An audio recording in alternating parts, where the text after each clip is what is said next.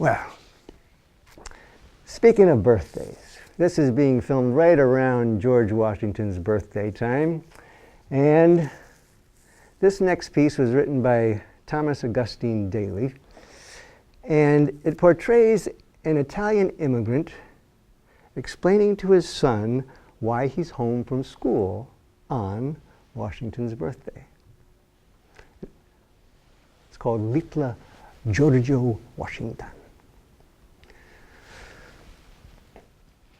You know what for the school keep out this holiday, my son? Well, then, I'm gonna tell you about this Georgia Washington. Well, Georgia was little kid. He lived long time ago, and he gone to school for learn to read and write his name, you know. And he much alike for going to school, and he learn hard all day because he don't got time for food with the bad kids and play. Well, one cold day when Giorgio, he's still so very small, he started from home, but he is no show up in school at all. Oh my, his pop, he's getting mad. And so he tells his wife, some little boy is gonna feel bad today, you bet my life. And then he grab a bigger stick and go out in the snow and look around for seek that little Giorgio. Ha, what you think? First thing he see, when little boy, he's standing all tangled up in a cherry tree with a hatchet in his head. Ha, what you do? His poppy say, what for you bust a rule like this for play instead for going to school, huh? And that boy, he say, I no can lie, and so I speak it true. I stay away for trying and get some wood for you. I think it is a cherry tree was a good size for chopping, so I cut him down, you see, for just to help my pop. Oh my, his pop, he doesn't get him mad. But look, please and say, hey, my little boy, I'm so glad you take a holiday. It's good for little boy, you see, for be so bright and try to help his pop, so then he be a grand man by and by. So now you get a holiday, it's good, you know. For you gonna do the same way like little Giorgio. Don't play so much, but just to stop. If you want to be some good and just help your poor old pop, I carry home some wood. And maybe so like Giorgio, you grow for be so great. You're gonna be the president of these United States.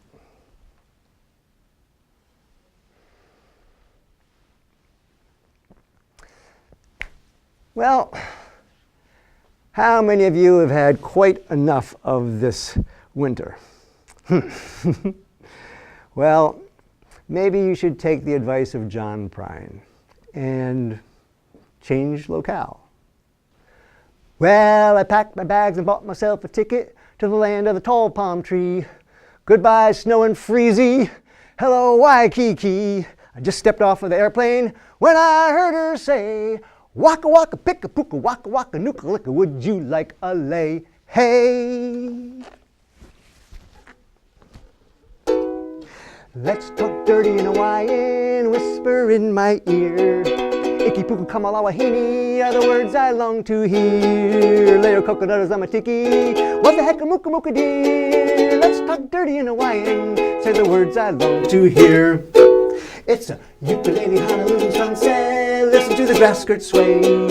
Drinking rum from a pineapple out on Honolulu Bay. Steel guitars are playing while she's talking with her hands. Gimme, gimme, uncle duck, make a wish, I wanna poke her words I understand. Oh, let's talk dirty in Hawaiian, whisper in my ear. Iki puku kamalawahini are the words I long to hear. Leo coconut is on my tiki, what the heck a muka muka dear. Let's talk dirty in Hawaiian, say the words I long to hear. Well, I bought a lot of junk with my hula, sent it to the folks back home. Never had a chance to dance the hula, well I guess I should have known. When you start talking to a sweet wahine, walking in the pale moonlight, icky dicky hickey licky make a whoopie hoopie doopie, hope I said it right. Oh, let's talk dirty in Hawaiian, whisper in my ear. Everybody now, icky puku kamalawahini, what's the matter? Are the words I long to hear. Leo coconut is on my tiki, what the heck a muka muka dear. Let's talk dirty in Hawaiian, say the words I long to hear. Aloha. Hey, did you get a flu shot this season? Well, I actually highly discourage it because I can think of something that is a lot safer, a lot more holistic, and a lot more effective than that. It's a simple preventative espoused by Ruthie Gordon and myself. There are spices and vegetables that you might grow. Some grow underground, some grow tall. Though they all have their qualities, this you must know, that the garlic is king of them all. You can use it with poultry, with fish or red meat, or to spice up a vegetable stew. In fact, it enhances each dish that you eat, and it serves as a medicine too. Since biblical times, in all places and climes, it had eased countless sufferings and ills. Or if we knew the worth of these cloves so sublime, we would throw out our poisonous pills. On Bulgaria's mountains, on Russia's high plains, people live to 100 years old. It's the juice of the garlic that flows through their veins. Oh, it's worth twice its weight in pure gold. With selenium, germanium, and allicin too, it can fight many types of disease. So if you have arthritis, TB, or the flu, just say, peel me a garlic clove, please. The Egyptians, Phoenicians, the Vikings and Greeks, Babylonians, Danes and Chinese, on their voyages took enough garlic for weeks, and their enemies fell on the breeze. You can ingest enough, you can wipe out tapeworms, make a spray to protect all your plants. And if you are a person concerned about germs, you can drop one or two in your pants. Or if you're a person afraid of vampires, you can blast them with garlic breath fires. It is strong to the nose, it's nicknamed Stinking Rose. But to me, my fondness just grows. Yet this rose, it is strong, it will help you live long, and so it is praised in this song. There are vegetables, spices and vegetables that you may grow, of all colors, shapes, big and small. By the weight of this evidence, now you must know that the garlic is king of them all. Well, if garlic is king of them all, what might be the queen?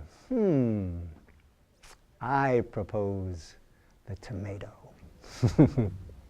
Yes, yes, yes.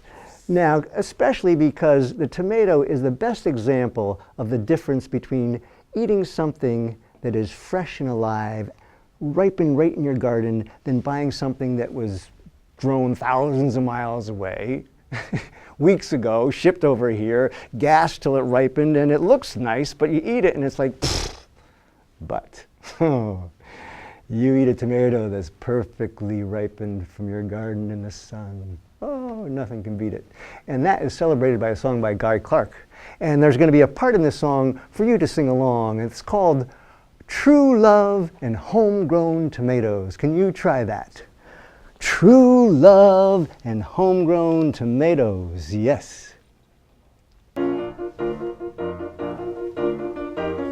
Try it again. True love and homegrown tomatoes. You got it. You come and join me.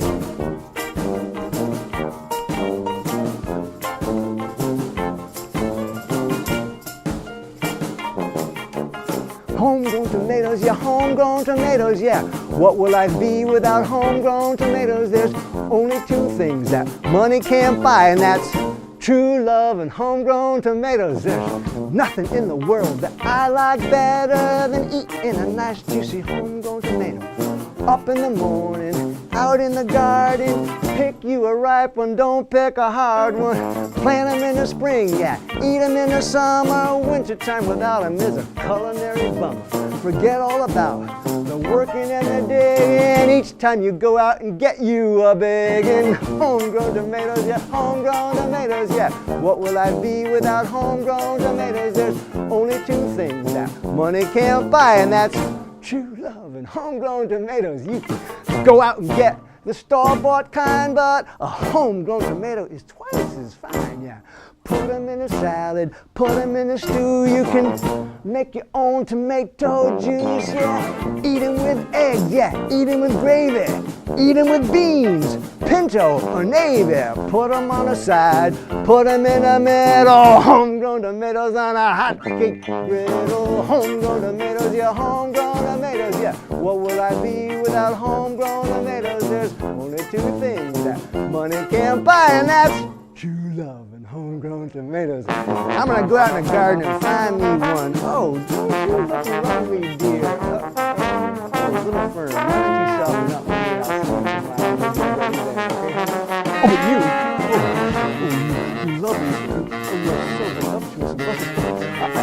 bring you back in because I got to stimulate.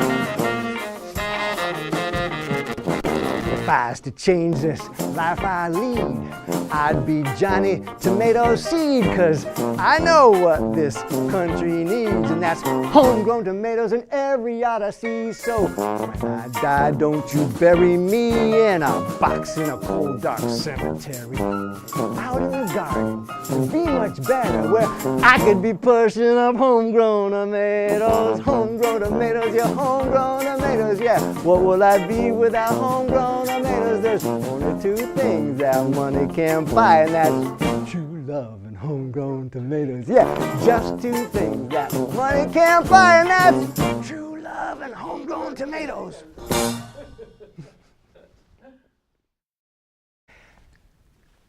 I don't know how many of you saw The Inconvenient Truth, that movie by Al Gore trying to convince us that something is happening climate-wise. A lot of people are in deep denial about that. It is an inconvenient truth. But some people say, look at all the snow, there's no global warming. It's not global warming, it's climate change. The extremes are happening. And if you need convincing, and all those graphs and all those scientists talking, you might think it's just scientists making up grant money themselves, all that ozone holes and all that stuff is a bunch of malarkey. Well, if you're anywhere close to my age, an adult of any age really, you could convince yourself by just knowing a little bit of your own history. Like when this snow all melts and it's a hot sunny day out there and you want to protect yourself from the sun, you might go to the drugstore and find some lotion to put on. I remember as a kid going to the drugstore and having to decide which brand I should use. And for some reason I was always drawn to the copper tone display. There was something very fetching about that. But once I decided what brand I wanted, then I had to decide what level of protection I wanted. And my choices, not that many years ago, were level 2, level 4. The highest I ever saw was 8. Nowadays, if you want to protect yourself from the sun, where do you start? At 15, 30? Where's that going to end? Well, we'll take that to its logical extreme conclusion with my help of my friend Phil Hose, and you might be able to help me with the musical interlude on this. I took my children down to Crescent Beach. We packed a bagel and a fuzzy peach. We stopped to buy some sunscreen, but all that we could find was one huge bottle of Sun Lotion 99. Right on the label it said, guaranteed all the protection that you'll ever need. I winked at the kids and I gave them both a sign. Please rub my back with Sun Lotion 99. They pulled at the cap and it twisted at last. It rumbled and it roared and came out with a blast. It oozed down my back, then said hard as a cast. I tried to move, I could not budge. I was stuck fast. The kids got rocks and tried to break my shell. It broke the rocks and turned me black and blue as well. I hate to face the fact, but it seems that I'm confined to a solid block of, help me now, Sun Lotion 99. Musical break, you take it. Dee-dee, dee-dee, dee-dee, dee-dee, dee-dee, dee-dee, dee-dee, dee-dee, dee-dee, dee-dee. Dee-dee-dee-dee-dee. I tried to move, I could not budge. I was stuck fast. The kids got bored and then ran off to play. I cannot move and so right here I lay. The tide's coming in and I hope they're not too late. Next time I'm gonna settle for Sun Lotion 98. Sun Lotion 98. Sun Lotion 98.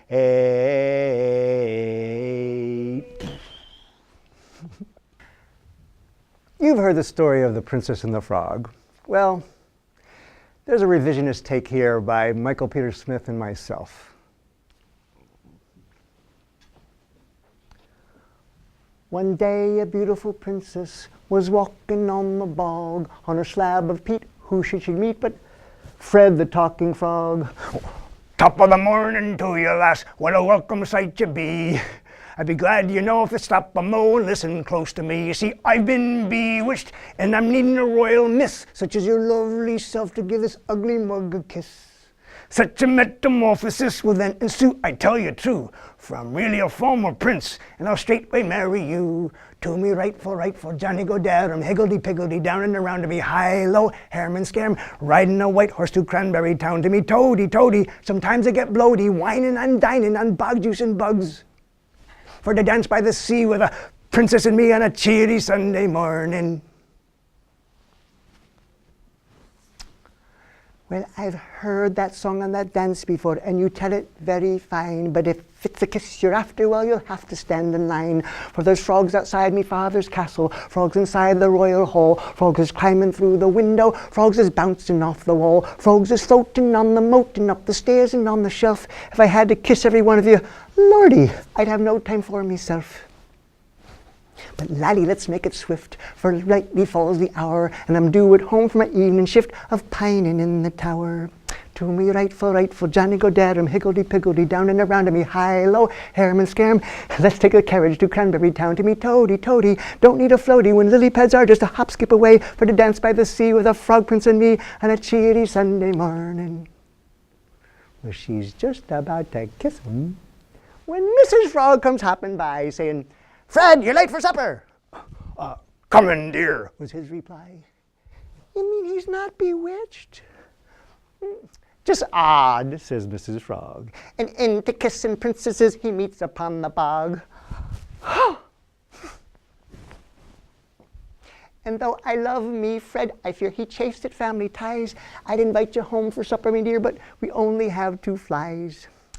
Thank God you didn't kiss him. Today's your lucky day. Till I kiss Fred, I was a princess too. That's how I got this way. To me rightful, Johnny go darum, higgledy-piggledy, down and around to me, high-low, harum and scarum, dancing a jig down to Cranberry Town to me toady, don't call him grody when he's fishing for kisses from princesses' lips, for to dance on a bog with an impostor frog on an Irish misty morning, for to dance by the sea with a faux prince and me on a bleary Sunday morning, for to dance by the sea with 2 princes and me on a cheery Sunday morning.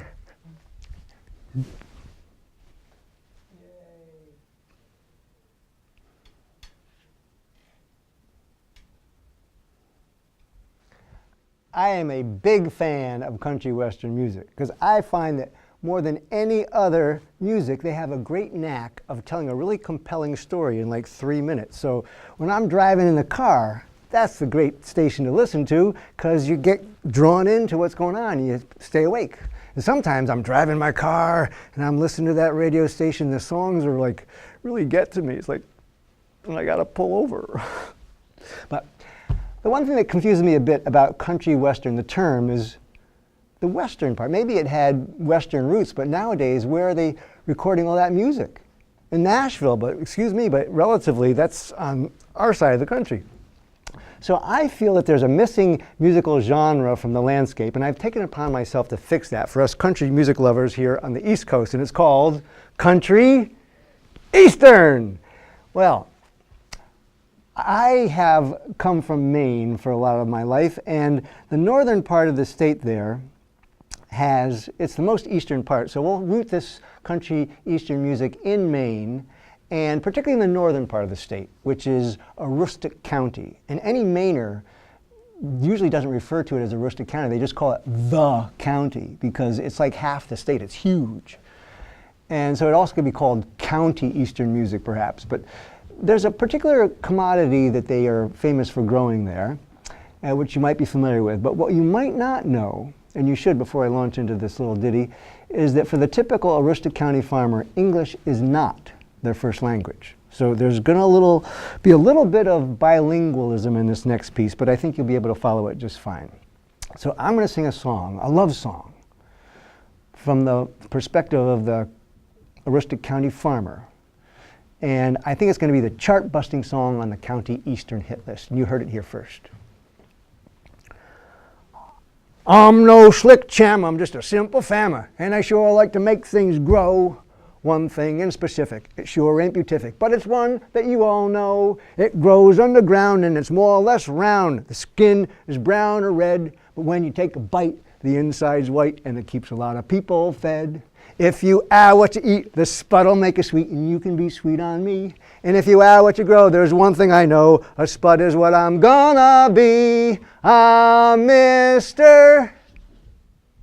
Potato Head, but you can call me Fred, and Wilma, my love is true. And if you'll be my missus, I'll even do the dishes, 'cause I only have eyes for you.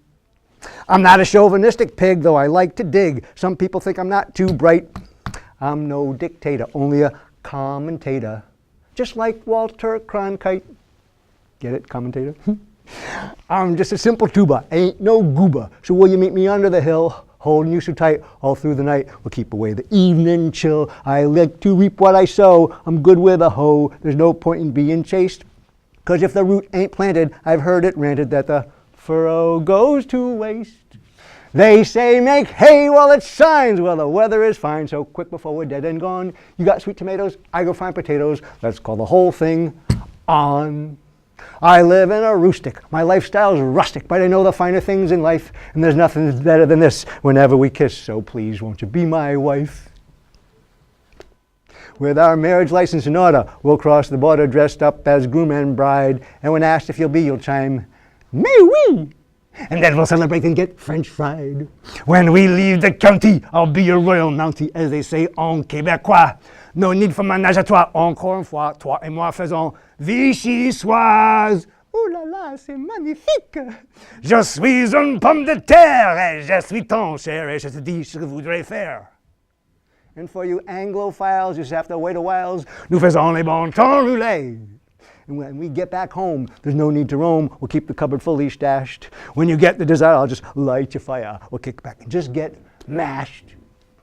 And when it gets too hot, which it does a lot, till the root cellar will go down, or stay up above and make sizzling love. And that's how we get hash brown. When I look in your eyes, something starts to rise. For you, I've always got the hots. As a farmer, I'm wise as to how to fertilize. So come on, let's make tater tots. And as we age, we'll ferment and get all bent and maybe go deaf or blind. But to me, you're the most, so I'll raise this toast. We'll make vodka of the finest kind. They say make hay while it shines. Well, the weather is fine, so quick before we're dead and gone. You got sweet tomatoes, I go find potatoes. Let's call the whole thing on, 'cause I'm your potato head. But you can call me Fred, and Wilma, my love is true. And all I want to say until my dying day is, darling, this spud's for you.